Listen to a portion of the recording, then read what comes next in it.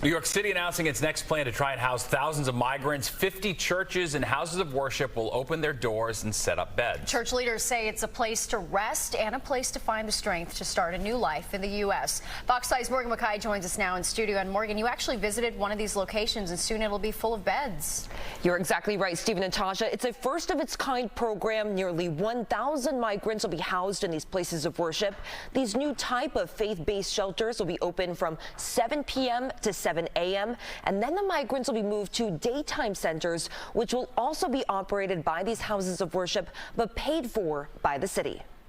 We have the mission, we have the motivation, and we have the facilities to help. Starting in July, around 50 houses of worship in New York City will be opening up their facilities for migrants to stay overnight. Each location will shelter 19 single adult men.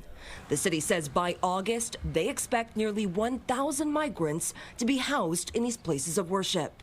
Archbishop Eugene Blunt of the Elam International Fellowship in Brooklyn, speaking with Fox 5 News exclusively, says they are looking forward to being a part of this program. The ministry building was originally a convent, so we have space where we can house people.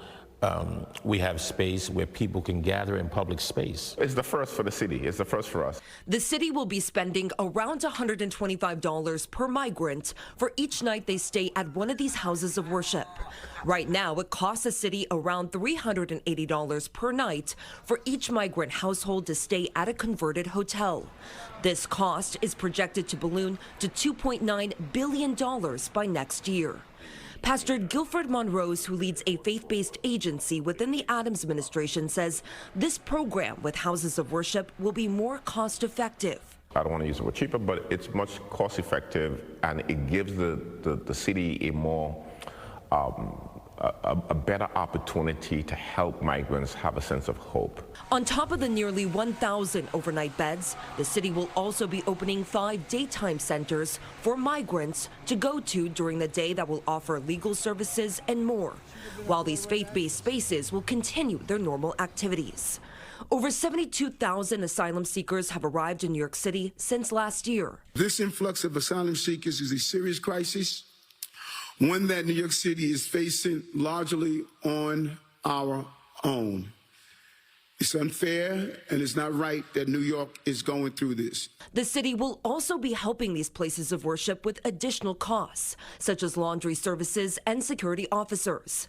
We asked the mayor if security has been a concern. It would be irresponsible not to have thousands of people at a location and not have security personnel. I would not allow that to happen. The New York Disaster Interfaith Services Organization will be coordinating this program. The city says each contract is different, so there is no clear timeline for how long these houses of worship will be used to house migrants. Monroe says these centers are meant to be transition spaces. It is not a place where we're going to warehouse individuals. It's a place where we're going to give people an opportunity for hope to be able to go on with their life. Some people may not want to stay in New York City. We're ready to get started. And Mayor Eric Adams unveiled the next step in the city's migrant plan, and that is to pay local New Yorkers or landlords to house migrants. He says that way this will put money back in New Yorkers' pockets. But that's going to be an interesting sell, and I'm sure there's going to be some legal hoops they have to get through before they push that through. Steve and Natasha? Yeah, indeed. All right. Thanks, Morgan. Well, the FAA